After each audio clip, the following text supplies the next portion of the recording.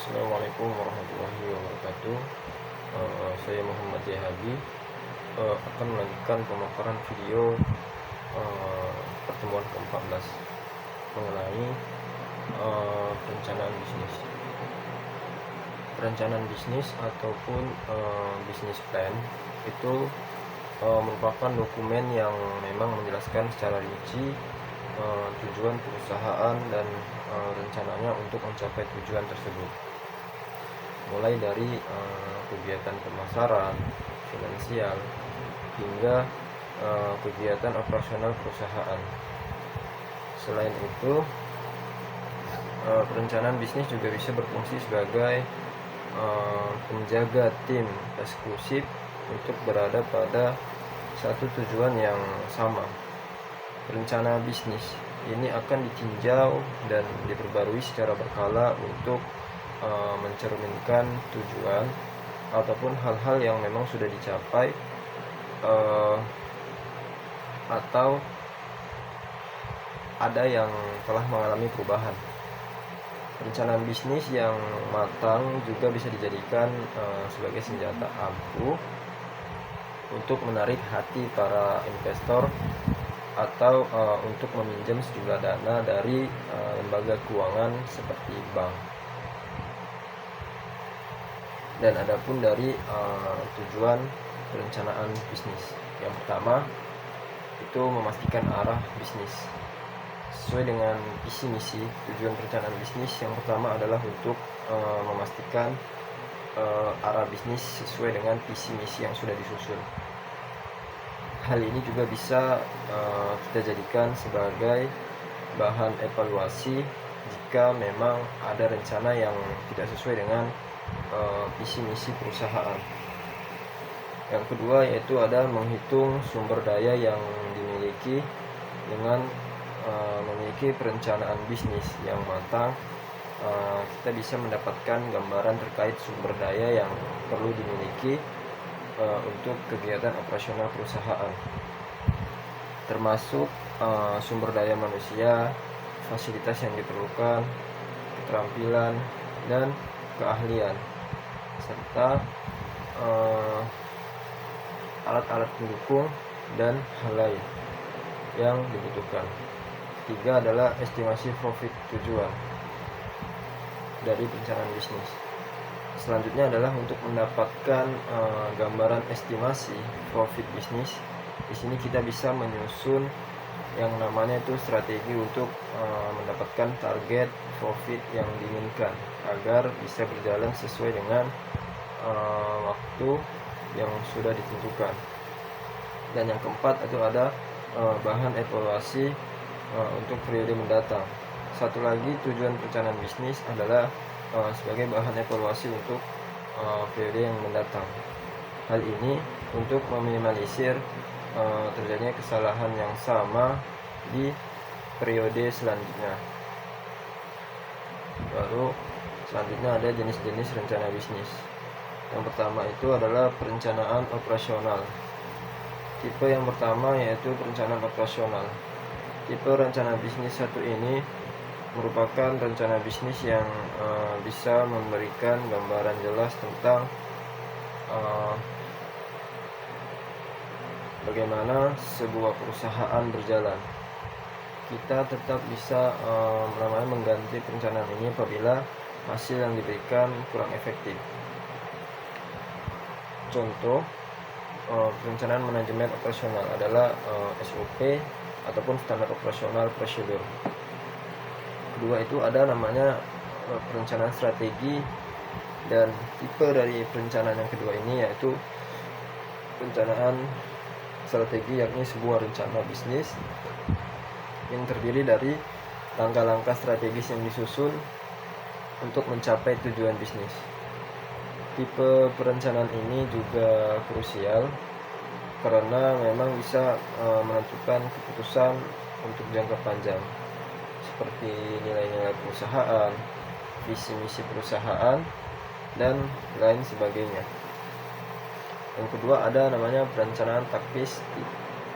Tipe dari perencanaan taktis ini berguna untuk merealisasikan strategi usaha yang telah kita rencanakan sebelumnya. Contohnya yaitu strategi pemasaran.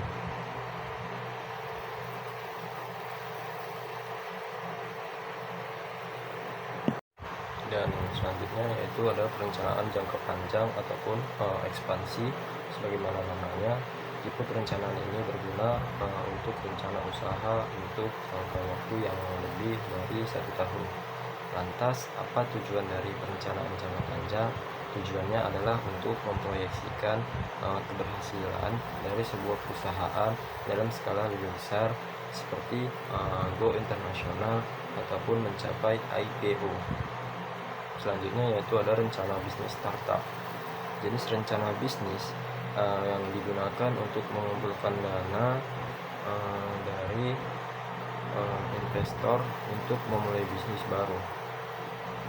Ini biasanya mencangkup informasi tentang pendiri perusahaan, produk ataupun layanan yang akan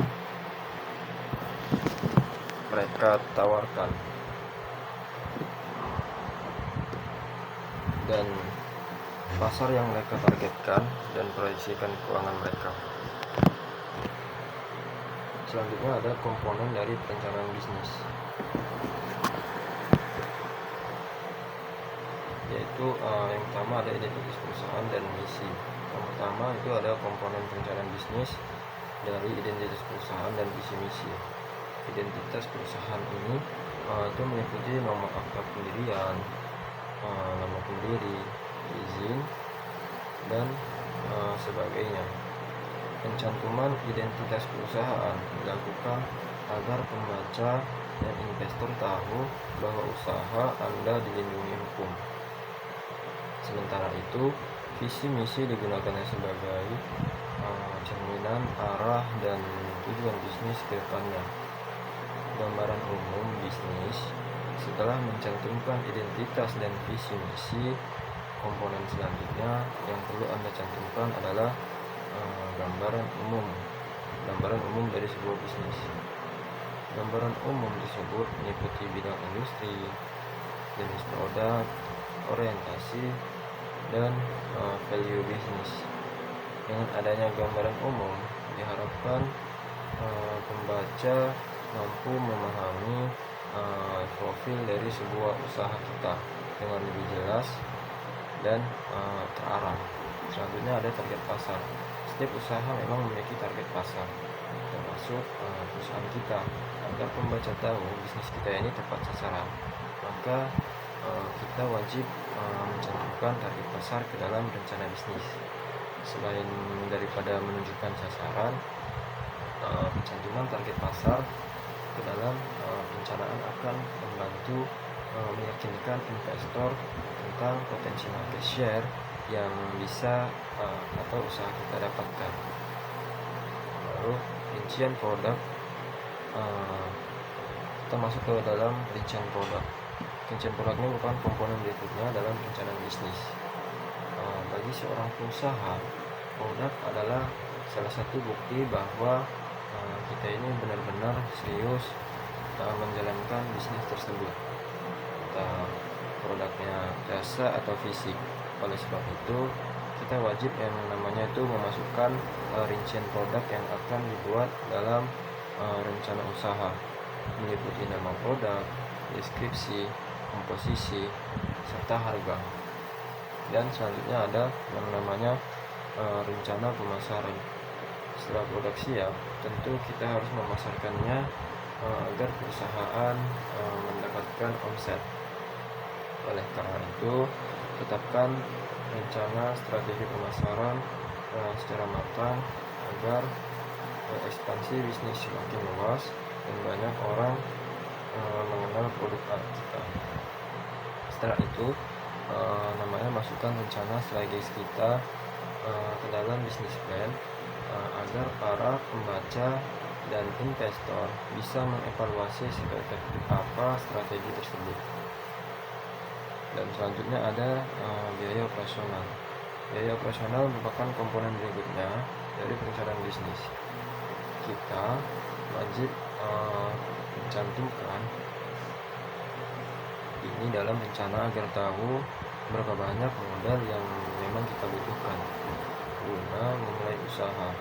Apabila keperluan biaya operasional tinggi, kita bisa mengambil keputusan untuk mencari investor.